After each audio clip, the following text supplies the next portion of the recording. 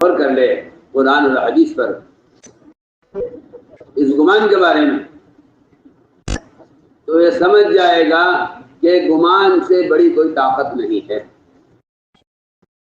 گمان سے بڑی کوئی طاقت نہیں، گمان سے بڑی کوئی طاقت، سارے ملائکہ، سارے انبیاء، سارے اولیاء، ساری مادی طاقتیں جمع کر دی جائیں، اس سب سے بڑھ کر طاقت اور قوت گمان میں ہے۔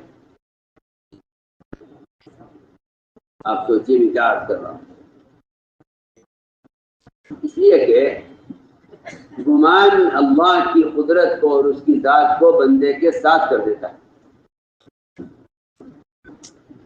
انا عند ظن عبدی بھی، میں اپنے بندے کے گمان کے ساتھ ہوں، چاہے اس کا گمان ظاہر کے کتنا بھی خلاف ہو، اس کا گمان ظاہر کے کتنا بھی خلاف ہو۔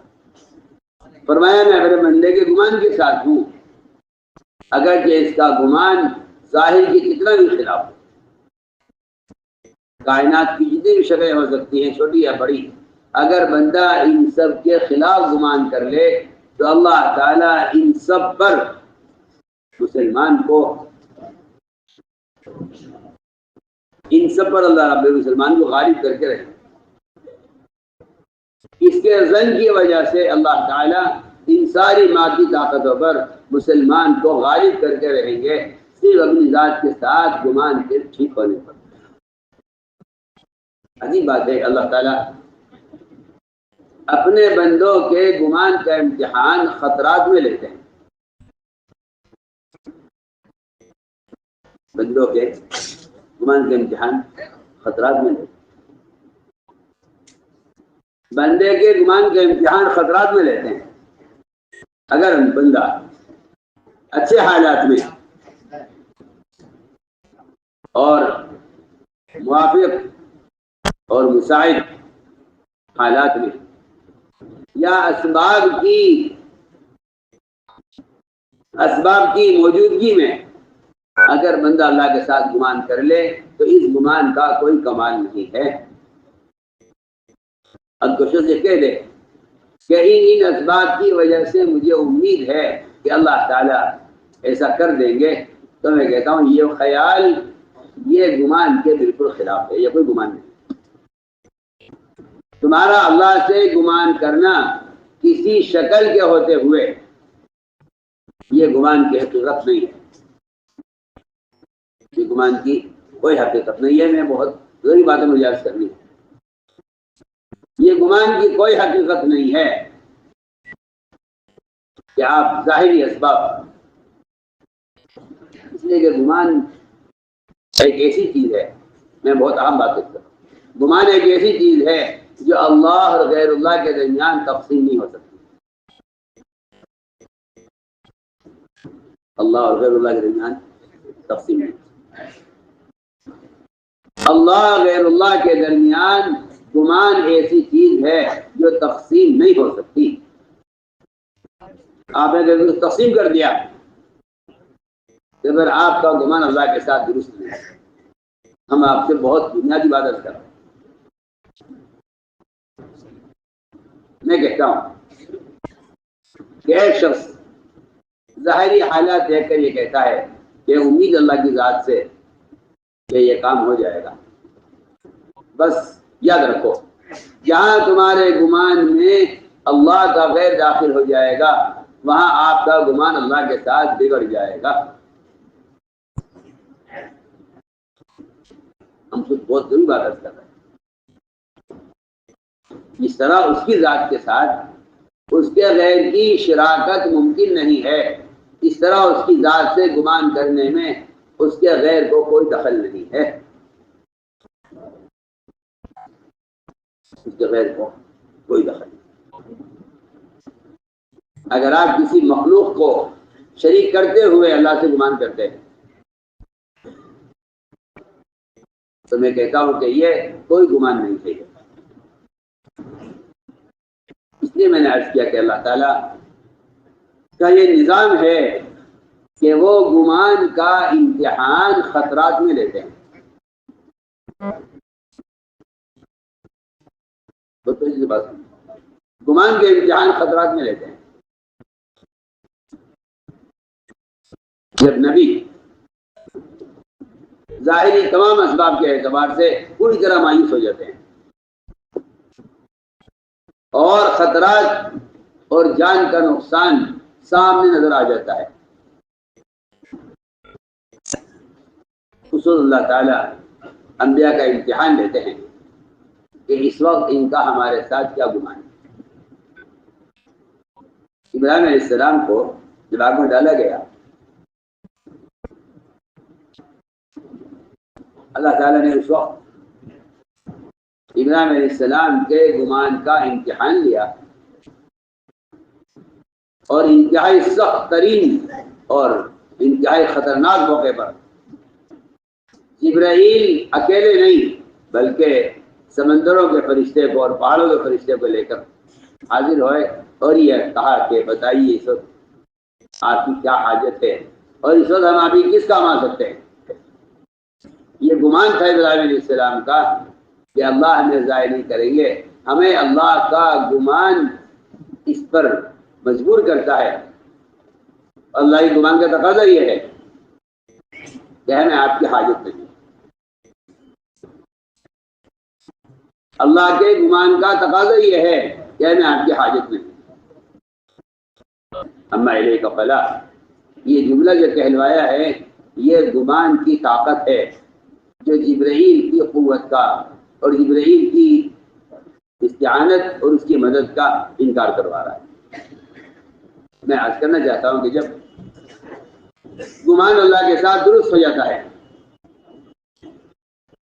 تو یہ بات صرف ابراہیم علیہ السلام کے لیے نہیں بلکہ دجال کے زمانے کا مسلمان بھی اگر دجال کی آگ میں اللہ کے ساتھ گمان ٹھیک کر کے داخل ہو جائے تو روایت میں ہے کہ اللہ تعالیٰ دجال کے زمانے کے مسلمان کے لیے آگ کو اس طرح ٹھنڈا کریں گے جس طرح ابراہیم علیہ السلام کے لیے نمرود کو ٹھنڈا کیا ہے. آپ ابتدا سے انتہا تک دیکھیں. یہ گمان اپنی جگہ اپنی حالت پر ہے، زمانہ جتنی چاہے بدل جائے.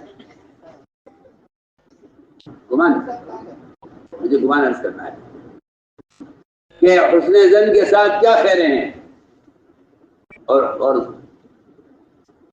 بدگمانی کے ساتھ کیا شر ہے، مجھے عرض کرنا ہے. گمان ایک ایسی طاقت ہے جس کے مقابلے میں ساری مادی طاقتیں فیل ہیں.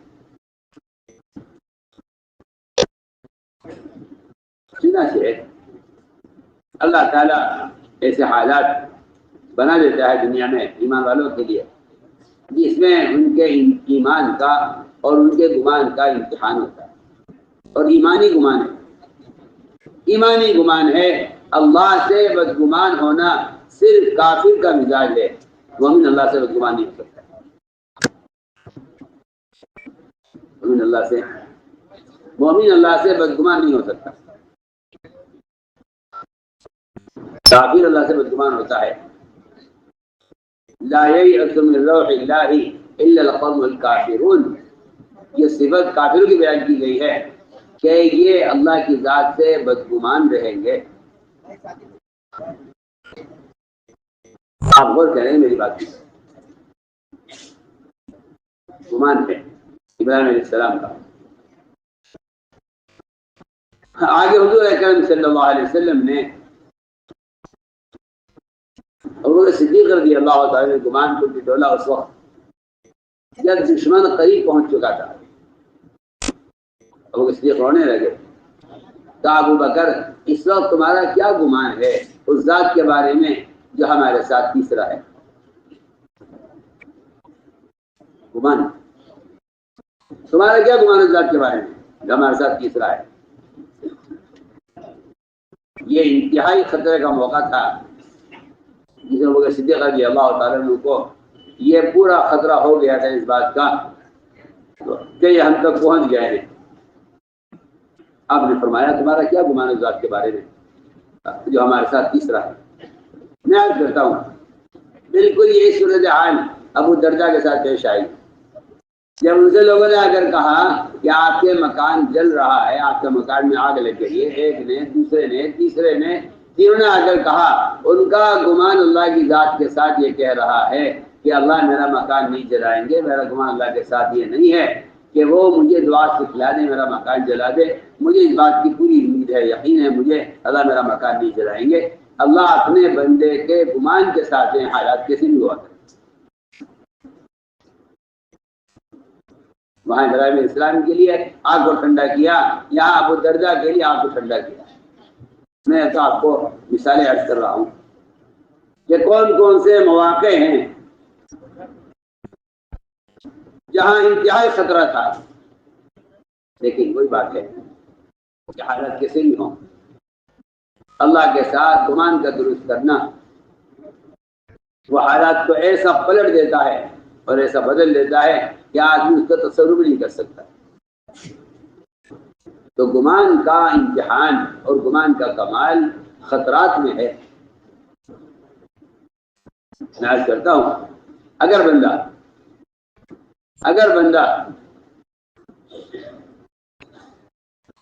اسباب کے اعتبار سے یہ امید کر لے کہ یہ زمین اتنا غلہ دے گی، یہ باغ اتنا پھل دے گا، یہ بھینس اتنا دودھ دے گی، تو میں تو آپ سے بے تکلف کہتا ہوں اور حقیقت عرض کر رہا ہوں کہ جو لوگ اپنے اسباب کی پیداوار کو اور اپنے اسباب کی آمدنی کو اپنے اندازے سے محدود کر لیتے ہیں، وہ بھی اللہ سے بدگمان ہیں۔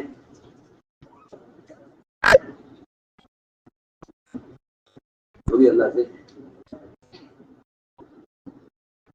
کیونکہ اس کی ذات کے ساتھ گمان کرنے کا سبب سے کوئی تعلق نہیں ہے۔